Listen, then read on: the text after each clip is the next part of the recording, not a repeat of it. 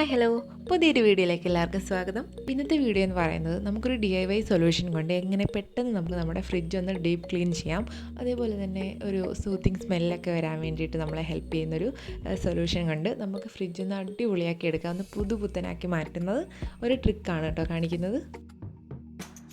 Okay, അപ്പോൾ നമുക്ക് ഒട്ടും താമസിക്കേണ്ട വീഡിയോയിലേക്ക് പോവാം. അതിന് മുമ്പ് എൻ്റെ ചാനൽ ആരെങ്കിലും ആദ്യമായിട്ട് കാണുന്നുണ്ടെങ്കിൽ ഒന്ന് സബ്സ്ക്രൈബ് ചെയ്യുക, ഈ വീഡിയോ നിങ്ങൾക്ക് യൂസ്ഫുൾ ആയിട്ടുണ്ടെങ്കിൽ. അപ്പോൾ നമുക്ക് നേരെ വീഡിയോയിലേക്ക് പോവാം.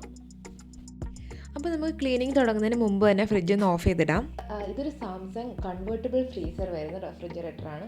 അപ്പോൾ ഇത് നമ്മൾ മെയിനായിട്ട് നമുക്ക് എപ്പോഴും നോക്കിയാലും നമ്മൾ ഫ്രിഡ്ജ് ക്ലീൻ ചെയ്യാൻ പറ്റിയ ഒരു സമയം എപ്പോഴാണെന്ന് വെച്ചാൽ അധികം ഫുഡ് ഐറ്റംസ് ഒന്നും നമ്മുടെ ഫ്രിഡ്ജിൽ ഇല്ലാത്തൊരു സമയം നോക്കിയിട്ടാണ് നമ്മൾ ഫ്രിഡ്ജ് ക്ലീൻ ചെയ്യാൻ. അപ്പോൾ നമുക്ക് എത്ര നേരം വേണമെങ്കിലും പുറത്തിരുന്നാൽ പെട്ടെന്നൊന്നും കേടായി പോവാത്ത ഐറ്റംസൊക്കെ ഉള്ള സമയത്ത്, അല്ലെങ്കിൽ ഒന്നും ഇല്ലാത്ത സമയത്ത് ഒക്കെ വേണം നമുക്ക് ഫ്രിഡ്ജ് ക്ലീൻ ചെയ്ത് വെക്കാൻ. അപ്പോൾ നമുക്ക് കുറച്ച് നേരം ഒന്ന് പതുക്കെ ക്ലീൻ ചെയ്തെടുക്കാനുള്ള ഒരു സമയമൊക്കെ കിട്ടും. അപ്പോൾ ആദ്യം നമ്മൾ ചെയ്യുന്ന ഇതിലുള്ള എല്ലാ ഐറ്റംസും പുറത്തേക്ക് മാറ്റുക എന്നുള്ളതാണ്.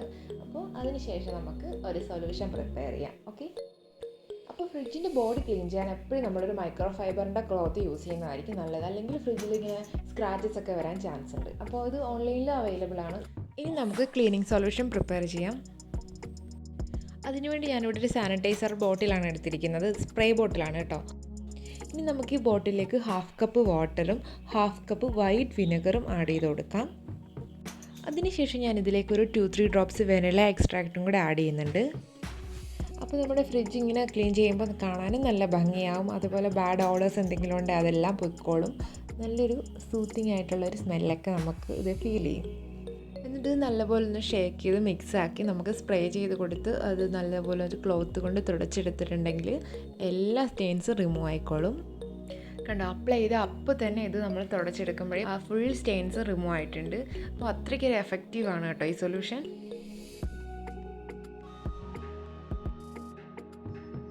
അതുപോലെ തന്നെ ഈ ബീഡിങ്ങിൽ ഉള്ളിൽ പറ്റിയിരിക്കുന്ന ഈ കറകളും ആ പൊടിയൊക്കെ പോകണമെങ്കിൽ നമുക്ക് ഇതേപോലൊരു ബ്രഷ് യൂസ് ചെയ്യാം. ഇത് ഞാൻ കിച്ചണിലേക്ക് മാത്രം യൂസ് ചെയ്യുന്നൊരു ബ്രഷാണ് കേട്ടോ. അപ്പോൾ അത് എടുത്തിട്ട് നമുക്കിങ്ങനെ ആ പൊടി ഇങ്ങനെ തുടച്ചെടുത്ത് കളയാവുന്നതേ ഉള്ളൂ. ആ ബീഡിങ്ങിൽ നമുക്ക് ഈ തുണി വെച്ച് ചിലപ്പോൾ ക്ലോത്ത് കൊണ്ട് ചിലപ്പോൾ പാടായിരിക്കും. അപ്പോൾ ഇതേപോലൊരു ബ്രഷ് യൂസ് ചെയ്ത് ആ പൊടികൾ മൊത്തം എടുത്ത് കളയാൻ പറ്റും. അതുപോലെ തന്നെ നമ്മുടെ ബോട്ടിൽ സ്റ്റോറേജും എഗ് ട്രേസും എല്ലാം നമുക്ക് റിമൂവ് ചെയ്ത് ക്ലീൻ ചെയ്തെടുക്കാൻ പറ്റും. പക്ഷേ ഞാനിപ്പോൾ നോക്കുമ്പോൾ ഇതൊന്നും റിമൂവായി വരുന്നില്ല. സോ ഞാൻ അവിടെ വെച്ച് തന്നെ എല്ലാം ക്ലീൻ ചെയ്തെടുക്കുകയാണ്.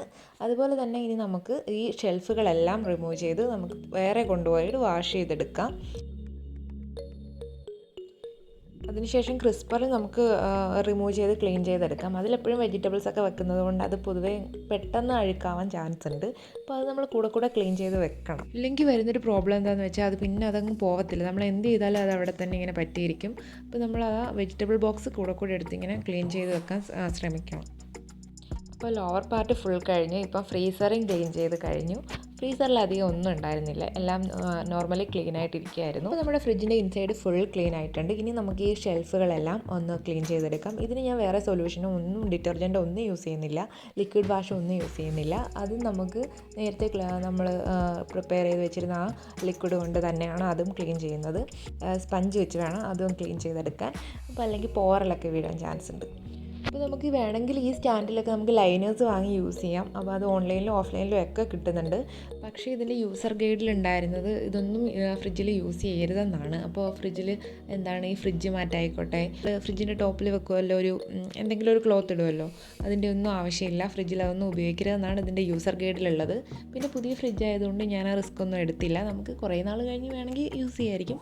ഇതിപ്പോൾ ആദ്യം ആയതുകൊണ്ട് ഞാൻ ഒന്നും ഞാനിതിൽ ഉപയോഗിക്കുന്നില്ല. അങ്ങനെ ഇതെല്ലാം വാഷ് ചെയ്തെടുത്ത് വെയിലുണ്ടെങ്കിൽ നമുക്ക് വെയിലത്ത് വെച്ച് ഇതെല്ലാം ഉണക്കിയെടുക്കാമായിരുന്നു. പക്ഷേ ഇതിപ്പോൾ വെയിലില്ല, ഫുൾ മഴയായതുകൊണ്ട് ഞാനിതൊരു ഡ്രൈ ക്ലോത്ത് വെച്ച് തന്നെ ഫുൾ വെള്ളവും തുടച്ച് മാറ്റിയെടുക്കുകയാണ്. അങ്ങനെ ഫുൾ വെള്ളവും പോയി നന്നായി ഉണങ്ങിയതിന് ശേഷം നമുക്കിത് ഫ്രിഡ്ജിലേക്ക് വെച്ച് കൊടുക്കാം. ഇനി എല്ലാം കഴിഞ്ഞു, ഫ്രിഡ്ജ് എല്ലാം ക്ലീനായി അടിപൊളിയായി. ഇനി ഒരു 10 മിനിറ്റിന് ശേഷമാണ് ഞാനിത് ഓണാക്കാൻ പോകുന്നത്. അതിന് മുമ്പ് ഞാനിതിൽ നിന്ന് എടുത്ത എല്ലാ സാധനങ്ങളും അത്യാവശ്യം വേണ്ടുന്നതെല്ലാം തിരിച്ച് തന്നെ ഇതിലേക്ക് വെക്കാൻ പോവുകയാണ്.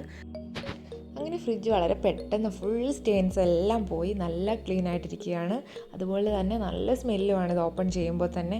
അപ്പോൾ നമുക്ക് വിനാഗിരി യൂസ് ചെയ്യുമ്പോൾ തന്നെ ഓർക്കാം, നമ്മുടെ ഫ്രിഡ്ജിൽ എന്തെങ്കിലും അൺപ്ലസൻ്റ് ആയിട്ടുള്ള ബാഡ് സ്മെല്ലുണ്ടെങ്കിൽ അത് ഫുൾ പോയി കിട്ടും.